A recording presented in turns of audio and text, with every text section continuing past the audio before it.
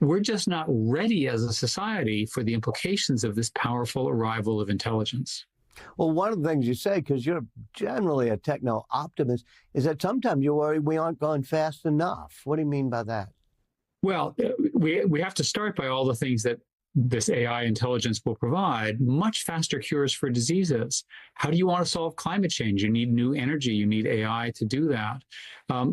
Universal doctor, universal teachers, getting every human on the planet to their top potential, making businesses far more efficient, which means more profits, but also more growth, more jobs, and so forth.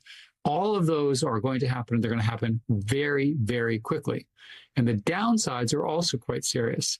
The ability to do cyber attacks, nation state tensions, misinformation. One of my theories is most of what you see politically now is because everyone's online and they've all found their special tribal groups and they've all decided that they all believe the same thing, even though reality is much more subtle than what the individual seems to believe. Do you think this should be left to the technologists like you and Greg Bundy? Well, Dr. Kissinger got started in this almost 10 years ago because he was very clear that people like myself should not be making these decisions. Let's look at social media. We've now arrived at a situation where we have these huge companies, of which I was part of, and they all have this huge positive implication for entertainment and culture, but they have significant negative implications in terms of tribalism, misinformation, individual harm, especially against young people and especially against young women. None of us foresaw that. Maybe if we'd had some non-technical people doing this with us, we would have foreseen the impact on society. I don't want us to make that mistake again with a much more powerful tool.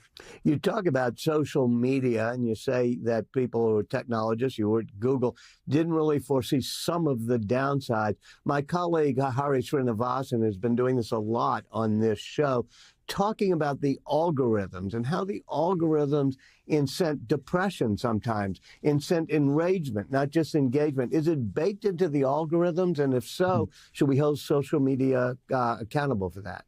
We should, and it's simple to understand.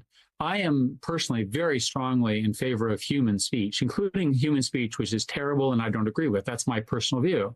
But I'm not in favor of computer algorithm speech being the same thing. What they're doing is boosting based on an algorithm. So let's imagine you and I found a company and we're perfect. We have no biases whatsoever, but we want to maximize revenue.